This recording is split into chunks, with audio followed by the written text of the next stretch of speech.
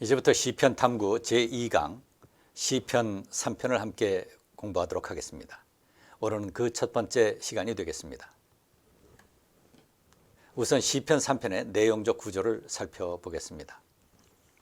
이 시편은 크게 세 개의 소단락으로 구별됩니다. 그리고 각 단락은 하나님의 이름 아도나이 여호와로 시작되는 수사학적 면모와 그리고 각 단락의 내용적 기준으로 우리가 다음과 같이 구별할 수 있겠습니다. 우선 1, 2절에서는 시인의 고난의 상황에 관해서 서술하고 있고요. 그 다음에 3절에서 6절 여기서는 하나님에 대한 신뢰와 믿음을 고백하고 있습니다. 그리고 7절에서 8절 여기서는 곤궁에 처해져 있는 이 시인이 하나님께 구원과 강복을 간구하는 내용을 담고 있습니다. 이 시편의 구조적 특징은 이제 나중에 다시 한번 살펴보도록 하겠습니다. 우선 본문을 함께 읽도록 하겠습니다. 개역성경부터 읽겠습니다. 시편 3편 1절입니다. 여호와여 나의 대적이 어찌 그리 많은지요. 일어나 나를 치는 자가 많으니이다. 많은 사람이 나를 대적하여 말하기를 그는 하나님께 구원을 받지 못한다 하나이다. 여호와여 주는 나의 방패시요 나의 영광이시요 나의 머리를 드시는 자이시니이다. 내가 나의 목소리로 여호와께 부르짖으니 그의 성산에서 응답하시는도다. 내가 누워 자고 깨었으니 여호와께서 나를 붙드심이로다. 천만인이 나를 에워싸 진친다 하여도 나는 두려워하지 아니하리이다. 여호와여 일어나소서. 나의 하나님이여 나를 구원하소서. 주께서 나의 모든 원수의 뺨을 치시며 악인의 이를 꺾으셨나이다. 구원은 여호와께 있사오니 주의 복을 주의 백성에게 내리소서. 이제 표준세 번역으로 다시 한번 읽겠습니다. 주님, 나를 대적하는 자들이 어찌 이렇게도 많습니까? 나를 치려고 일어서는 자들이 어찌 이렇게도 많습니까? 나를 빗대어 하나님도 너를 돕지 않는다 하고 빈정대는 자들이 어찌 이렇게도 많습니까? 우선 1, 2절에서 이 시인이 하나님께 탄식하는 내용이 나옵니다. 그리고 이제 3절에서 6절 보시면 그러나 주님은 나를 에워싸주는 방패, 나의 영광, 나의 머리를 들게 하시는 분이시니 내가 주님을 바라보며 소리 높여 부르짖을 때 주님께서는 그 거룩한 산에서 응답하여 주십니다. 내가 누워 고나게 잠들어 또다시 깨어나게 되는 것은 주님께서 나를 붙들어 주시기 때문입니다. 나를 대적하여 사방에 진을 친 자들이 천만 대군이라 하여도 나는 두려워하지 않으렵니다. 여기까지가 이제 중간부, 본론부에 해당됩니다. 여기서 시인이 이런 곤경의 상황 속에서도 하나님께 신앙을 고백하는 신앙 고백의 내용이 나옵니다. 그리고 이제 7절, 8절 보시면 여기서 하나님께 구원과 복을 간구하는 내용이 언급됩니다. 7절 보시겠습니다.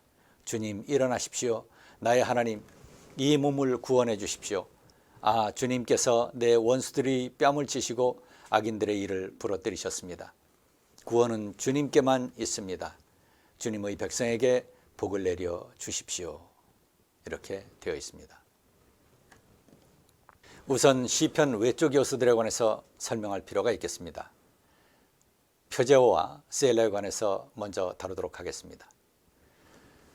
표제어는 이스라엘 역사 후기, 특별히 제2성전 시기 후기에 본래의 시편에 첨가된 서기관의 해석이다 이렇게 볼 수 있겠습니다. 이것을 첨가한 사람들에 관해서 우리가 구체적으로 알 수 없습니다. 그러나 이 첨가의 고대성이라고 하는 차원에서 시편 해석에서 우리가 참고할 수 있는 내용이다 이렇게 얘기할 수 있겠습니다. 그리고 이것의 정경성에 관해서는 학자들에 따라서 견해를 달리합니다. 표제어의 내용에는 불분명한 요소가 있다라고 하는 것도 사실입니다. 그러나 이스라엘의 신앙적 전통의 일부라고 하는 차원에서 존중되어야 할 것입니다. 우선 시편에서는 사무엘서와의 연관성을 제시해 놓은 13개의 시편이 있습니다. 3편, 그리고 7편, 18편, 34편, 51편, 그리고 52편, 54편, 56편, 57편, 그리고 59편, 60편, 그리고 63편과 142편입니다. 이 해석의 정경적 가치를 인정할 수도 있고 그렇지 않을 수도 있습니다. 그러나 적어도 이 표제어들의 내용은 각 시편의 주안점을 서론적으로 이해하는 데 도움이 됩니다. 따라서 이 서기관들의 본문 이해를 우리의 본문 해석의 출발점으로 사용하는 것은 유익하다고 생각됩니다. 예화적 차원에서 이해하는 것도 도움이 될 수 있습니다. 그러나 어떤 경우든 이러한 이해를 본문 해석의 출발점으로 하되 인생사의 보편적 면모를 천착하는 것이 더 중요합니다. 그리고 본문 자체에서 하나님의 진리를 찾아내는 것이 시편 해석의 본질이라고 할 수 있습니다. 이러한 표제의 관점을 해석에 적용하는 것은 각각의 시편의 고유한 내용을 충분히 검토한 다음에 수행해야 하는 사안이다, 이렇게 볼 수 있습니다. 그리고 시편 해석 또는 설교가 사무엘서의 설교가 되지 않도록 주의할 필요가 있다고 하는 사실도 또한 우리가 유념해야 되는 사안이다, 이렇게 얘기할 수 있습니다. 그리고 셀라라고 하는 표현과 관련해서 역시 다양한 견해가 있습니다. 그러나 이것을 시편이 낭송될 때 행했던 제의적 행동 또는 발설을 나타낸다라고 보는 것이 일반적 견해입니다. 이것은 이제 구약성경 전체에 총 74회 나타납니다. 그 중에서 71회 71번이 시편에서 나오고 3번이 하박국에서 나옵니다. 그리고 대부분 시편의 첫 권, 시편 1권에서 3권에 나옵니다. 이것의 기원은 페르시아 시대 후기까지 거슬러 올라간다, 이렇게 볼 수 있습니다. 그리고 그 기원은 히브리 동사 살랄, to lift up이라고 하는 의미를 가진 동사 살랄이 있습니다. 여기에서 유래된 것으로 보아서 이 셀라를 목소리를 높이는 표식이라고 보기도 합니다. 그리고 경배하다, 엎드려 경배하다 또는 기도하다라고 하는 것을 의미하는 아람어 짤라, 다시 말해서 to bend, to pray라고 하는 의미를 가지고 있는 이 아람어 동사 짤라의 히브리 동사에 해당되는 살라에서 유래된 것으로 보기도 합니다. 그래서 이것을 바탕으로 해서 이 셀라를 엎드려 경배하라고 하는 표식으로 해석하기도 합니다. 그리고 70인역에서는 디아 살마로 표기되어 있는데 이것은 이제 간주를 표기하는 것으로 해석되는 말입니다. 이와 같이 셀라의 정확한 의미에 관해서는 아직 통일된 견해는 없습니다. 그러나 이것은 성경 해석에 있어서 거의 아무런 영향을 끼치지 않는다라고 하는 점도 또한 사실로 보아야 합니다. 시편 3편의 표제어는 사무엘서에 언급되어 있는 다윗의 상황, 곧 다윗이 압살롬에게 쫓기는 상황에서 지어진 시라고 언급하고 있습니다. 이것은 이 시를 시편에 수록하거나 또는 편집한 서기관의 이해에 해당됩니다. 그리고 이 표제에 나타난 이와 같은 고대의 성경 이해를 성경 본문 해석의 출발점으로 참고할 수가 있습니다. 그리고 이 서기관의 해석과 본문 사이에 내용적으로 맥이 통하기도 합니다. 그러나 다윗의 삶의 이 시편의 내용을 직접 적용하는 것이 본문을 깊이 있게 이해하는 데 반드시 도움이 된다라고 단정할 수는 없습니다. 오히려 본문의 이해를 제대로 파악하는 데 방해가 될 수도 있습니다. 이 시편에서 시인은 자신이 당하는 적들의 조롱에 대해서 탄식하며 하나님께 그들을 징벌해 주십사 하는 간구를 하게 됩니다. 이 주인공을 다윗으로 한정하여 해석할 경우 이 시편에서의 탄식과 간구가 과연 바세바와 불륜을 저지르고 그녀의 남편이며 또 자신의 충성스러운 신하인 우리아를 전쟁터로 보내 죽게 한 패악무도한 죄를 지은 다윗이 말할 수 있는 그러한 내용인가? 오히려 다윗이 진정으로 회개한 사람이라면 좀 더 겸허한 언행을 해야 하지 않을까라고 이렇게 반문할 수도 있겠습니다. 물론 하나님은 그러한 사람도 용서하시고 이러한 간구도 가능하게 하시는 긍휼의 하나님이심이 사실입니다. 그러나 이 시를 다윗의 탄식과 간구로 보는 것이 자칫 다윗을 지나치게 미워하거나 또는 다윗에게 맞지 않는 옷을 입히는 것 같다는 인상을 줄 수도 있습니다. 오히려 이 시편의 내용적 격을 떨어뜨리는 결과를 초래할 수도 있습니다. 하나님은 원칙 없이 다스리는 분이 아니신가라고 하는 의구심을 들게도 할 수 있습니다. 자, 그리고 또한 이러한 조롱과 비웃음의 대상이 되는 이유도 여러 가지 있을 수 있습니다. 그리고 재앙을 입었을 때 사람들에게 조롱의 대상이 되는 모습은 흔히 볼 수 있는 우리 삶의 보편적 현상이다, 이렇게 볼 수도 있습니다. 이러한 사실들을 주지하면서 바로 이러한 인간사의 보편적 모습 속에서 우리가 가져야 할 참다운 신앙 고백과 그리고 하나님의 은혜에 초점을 맞추는 것이 더 나을 수 있습니다. 본 강의에서는 이 후자의 관점에서 본문 해석을 시도하고자 합니다. 우선 시편 3편 1, 2절을 함께 보시겠습니다. 주님, 나를 대적하는 자들이 어찌 이렇게도 많습니까? 나를 치려고 일어서는 자들이 어찌 이렇게도 많습니까? 나를 빗대어 하나님도 너를 돕지 않는다 하고 빈정대는 자들이 어찌 이렇게도 많습니까? 여기서 시인이 겪는 고통은 두 가지 차원입니다. 적들이 그를 치려고 일어난다라고 하는 사실과 하나님도 그를 돕지 않는다는 그를 향한 적대적인 조롱입니다. 여기서 시인이 죄를 지었던 사람일 수도 있고 특별한 죄과 없이 불행한 재난을 겪는 상태에 있는 사람일 수도 있습니다. 성경은 그 이유를 정확히 밝히고 있지 않습니다. 실제 파렴치한 죄를 지은 다윗과 같은 사례도 그 중에 하나일 수 있습니다. 그러나 그렇지 않은 경우에 해당될 수도 있습니다. 어쨌든 시인은 대적자들의 조롱을 받고 있는 상황입니다. 그리고 예언자들도 그리고 욥도 이러한 상황에 처해져 있었음을 우리는 익히 알고 있습니다. 아모스 7장에서 아모스는 베델에서 쫓겨나는 상황에 이르게 됩니다. 북왕국 이스라엘의 제사장 아마샤는 그를 죄인 취급하게 됩니다. 그리고 너희 땅에 가서 밥을 빌어 먹으라고 이렇게 말합니다. 그리고 예레미야도 수많은 박해 속에서 하나님의 말씀을 선포합니다. 그리고 이렇게 탄식하기도 합니다. 예레미야 15장 10절 말씀을 보시면 어머니 원통합니다. 왜 나를 낳으셨습니까? 온 세상이 다 나에게 시비를 걸어오고 싸움을 걸어옵니다. 나는 아무에게도 빚을 진 일도 없고 빚을 준 일도 없는데 모든 사람이 다 나를 저주합니다. 그리고 예레미야는 고향 땅에서 배척을 받아서 죽음에 몰리기도 합니다. 그리고 예레미야 26장에서는 예레미야가 성전 설교를 한 다음 죽음의 위협과 위기에 몰리기도 합니다. 그리고 이사야 53장에서는 고난받는 종에 관한 하나님의 말씀을 읽을 수가 있습니다. 욥도 이러한 체험을 한 사람입니다. 그는 재산과 자식을 모두 잃고 친구들마저도 그가 욥인지 알아볼 수 없을 정도의 종기가 온 몸을 덮은 그런 상황을 체험하게 됩니다. 그리고 친구들의 질타와 조롱을 받기도 합니다. 우리가 알지 못하는 이러한 상황 속에서 시인은 하나님께 탄식하며 도움을 간구하고 있는 것입니다. 우선 서두에서 이렇게 탄식합니다.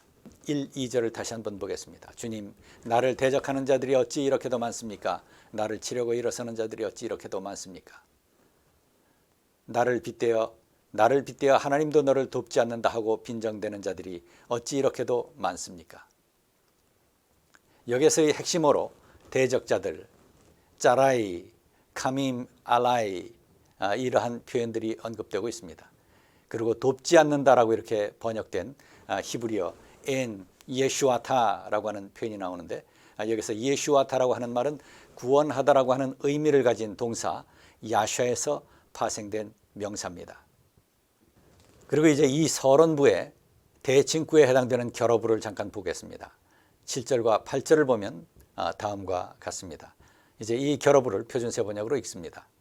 7절, 주님 일어나십시오. 나의 하나님, 이 몸을 구원해 주십시오. 여기서 구원해 주십시오라고 하는 말이 호슈에니라고 하는 표현이 나옵니다. 이것은 역시 마찬가지로 야샤라고 하는 동사의 파생어입니다. 주님께서 내 모든 원수들의 뺨을 치시고 악인들의 일을 부러뜨리셨습니다. 여기서 내 모든 원수들 오예바이라고 하는 표현이 나오고요. 악인들 레샤임이라고 하는 표현이 여기서 나타납니다. 그 다음에 이제 8절을 보시게 되면 구원은 하나님께만 있습니다. 예슈아라고 하는 표현이 나오고요. 아까 테슈아와 동일한 의미를 가진 말입니다. 주님의 백성에게 복을 내려 주십시오. 이렇게 간구합니다. 7절에서 시인들의 적 오예바이가 언급되고 또 구원을 간구합니다. 여기서 언급한 대로 1절에서 언급된 구원, 예슈아타 또는 야샤, 이 단어의 또 다른 형태인 예슈아타가 여기 8절에서 다시 나오는 것을 볼 수가 있습니다. 그래서 이것을 정리하면 우선 서론부 1절 대적하는 자들 짜라이 카밈 엘라이 이 표현이 나오고요. 그 다음에 2절 보시면 구원을 못 받는 자 엔 예슈아타, 여기서 예슈아타라고 하는 표현, 다시 말해서 야슈아에서 파생된 표현이 나옵니다. 그 다음에 이제 이것과 병행을 이루고 있는 마지막 결론부 7절과 8절의 내용을 보시면 대적자 오예바이 레샤임 이렇게 언급되고, 그 다음에 이제 구원을 간구하는 내용이 나옵니다. 그래서 호슈에니 이렇게 나오고요. 그 다음에 8절 보시면 예슈와, 위에 2절의 예슈와타의 병행어에 해당된다 이렇게 얘기할 수 있습니다. 자, 이와 같이 이 말미에서 서론부에서 언급된 적들이 다시 언급되고요. 이 적들이 하나님도 너를 돕지 않는다 하고 이렇게 부정했던 이제 하나님의 구원 예슈와타가 대칭적으로 다시 언급됩니다. 그리고 여기서 이 대칭적 병행을 통해서 비록 적들이 시인의 구원을 부정하지만 하나님께서 이 모든 것을 채워주시고 또 허락해 주실 것이다라고 하는 사실을 강조합니다. 그리고 이렇게 서론에서 제기된 탄식이 결여에서 소망의 간구로 바뀝니다. 그런데 이렇게 소망의 간구로 바뀌기에 앞서서 3절에서부터 6절에서 하나님에 대한 시인의 믿음이 고백됩니다. 하나님은 나의 방패시요 나의 영광이요 나의 머리를 드시는 분이시다라고 하는 사실을 고백하고 있는 것을 볼 수가 있습니다. 이와 같이 하나님께 소망을 두어야 하는 믿음의 당위성을 선포하고 있는 것입니다. 이와 같이 서론과 결론이 병행을 이루고, 그리고 동시에 이 결론은 중앙부에서 고백된 신앙 고백을 기초로 한다라고 하는 특징을 보여줍니다. 그래서 이 세 개의 수호단락이 서로 유기적으로 연결돼서 내용적 차원에서의 3단 양식 구조를 이룬다 이렇게 얘기할 수 있습니다. 이러한 문학적 장치를 통해서 탄식과 절망에서 시작한 시인의 고통, 이게 서론부의 내용이죠. 그 다음에 하나님에 대한 믿음, 중간부의 내용입니다. 바로 이 하나님에 대한 믿음을 통해서 이제 신앙적 승리의 길을 명료하게 증거합니다. 이것이 바로 7, 8절에서 언급되고 있는 하나님에 대한 간구에서 표출되고 있는 내용이다 이렇게 볼 수가 있겠습니다. 이렇게 서론부, 중앙부, 결론부가 서로 유기적으로 연결돼서 이 선포의 내용을 강조한다라고 하는 그런 시적 탁월성을 보여주고 있습니다. 더욱이 수사학적 차원에서 이 세 단락은 하나님의 이름 신명 여호와로 시작됩니다. 그래서 세 개의 수호단락이 바로 이 신명을 중심으로 해서 시작하고 서로 연결되어 있는 것을 관찰할 수가 있습니다. 이와 같이 수사학적 차원에서 그리고 내용적 차원에서 3단 양식적 구조를 기초로 구성되어 있다 이렇게 정리할 수 있겠습니다. 바로 이러한 구조적 틀 안에서 사랑과 은혜와 구원의 하나님에 대한 위대한 신앙을 고백하고 있는 특별한 시편이다 이렇게 얘기할 수 있습니다. 그래서 이것을 다시 한번 좀 정리해 보면 서론부 1, 2절입니다. 여기서 신명 여호와 혹격으로 언급됩니다. 이것이 바로 도입부에 해당되고요. 여기서 고난의 상황에 대한 시인의 탄식이 언급됩니다. 그 다음에 이제 본론부 3절에서 6절 보시면 여기 마찬가지로 여호와, 그래서 이 혹격이 먼저 언급됩니다. 그래서 본론부를 시작하고요. 여기서는 내용적 차원에서 하나님에 대한 신뢰와 믿음을 고백하는 신앙 고백이 선포가 됩니다. 그리고 이것을 바탕으로 이제 결론부 7절에서 8절 여기서 다시 여호와 아도나이 혹격으로 하나님이 언급되고요. 여기서 명령형 동사를 통해서 하나님께 그의 고통에서 구원과 승리를 달라고 하는 그런 간구를 하는 것을 볼 수가 있습니다. 그래서 여기서 이제 구원과 승리와 강복에 대한 소망과 간구가 언급되고요. 그래서 특별히 7절에서는 구원과 승리, 8절에서 역시 구원 그리고 백성들에게 복을 내려 주십사 하는 그런 간구의 말씀을 드리고 있는 것을 볼 수가 있습니다. 이와 같이 이 시편은 서론부, 본론부, 결론부 각 수호단락 맨 앞에 하나님의 이름, 신명을 혹격으로 시작하면서 그 내용을 전개하고 있고요. 그리고 내용상 서로 유기적으로 연결돼서 하나님께서는 우리의 모든 탄식 가운데, 우리의 모든 곤경의 상황 가운데서 우리를 건져주시는 바로 구원과 사랑과 긍휼의 하나님이시다라고 하는 사실을 선포하고 있는 것이고요. 그리고 동시에 그 하나님께서는 우리가 그 하나님을 믿고 고백하는 것, 하나님에 대한 절대적인 신뢰를 갖는 것, 이것이 하나님께서 우리들에게 원하시는 신앙인의 바른 자세다라고 하는 것을 선포하고 있습니다.